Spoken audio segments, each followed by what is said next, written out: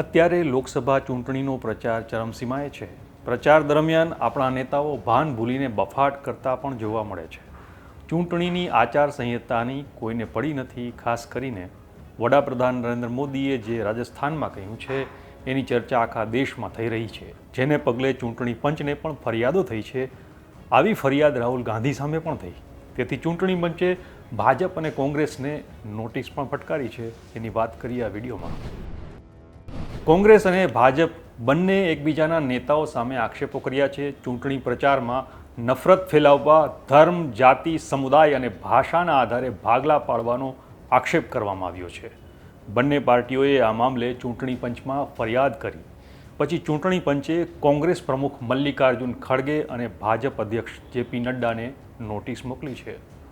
આ નોટિસનો 29 એપ્રિલના સવારે 11 વાગ્યા સુધીમાં બંને પક્ષોએ જવાબ આપવો પડશે. ચૂંટણી પંચે વડાપ્રધાન નરેન્દ્ર મોદી વિરુદ્ધ થયેલી ફરિયાદમાં ભાજપ પાસેથી જવાબ માગ્યો હોય એવું પહેલીવાર બન્યું છે.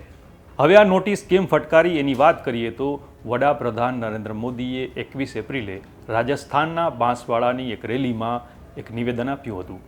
એમાં તેમણે કહ્યું હતું કે જો કોંગ્રેસની સરકાર સત્તામાં આવશે તો લોકોની મિલકતો લઈ લેવામાં આવશે અને વધુ બાળકો ધરાવતા અને ઘૂસણખોર લોકોમાં વહેંચી દેવામાં આવશે.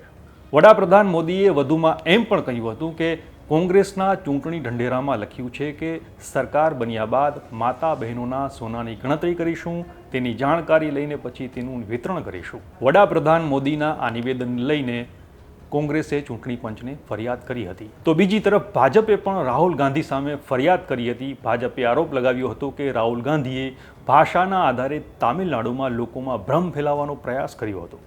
રાહુલ ગાંધી ભાષાના આધારે ઉત્તર અને દક્ષિણ ભારતને નોખા પાડવાનો પ્રયાસ કરી રહ્યા છે. આ રીતે બંને પક્ષની ફરિયાદને લઈને ચૂંટણી પંચે નોટિસ આપી અને સાથે એવી ટકોર પણ કરી કે રાજકીય પક્ષોએ તેમના ઉમેદવારો, ખાસ કરીને સ્ટાર પ્રચારકો જે છે તેમના વર્તનની પૂરેપૂરી જવાબદારી લેવી પડશે. ચૂંટણી પંચે બંને પક્ષને નોટિસ ફટકારી દીધી છે. હવે પક્ષો એનો શું જવાબ આપે છે, નેતાઓ પર એની શું અસર થાય છે, ચૂંટણી પંચ આગળ શું કાર્યવાહી કરે છે એ જોવાનું રહેશે. આપણે મળતા રહીશું વાઇબ્સ ઓફ ઇન્ડિયા પર.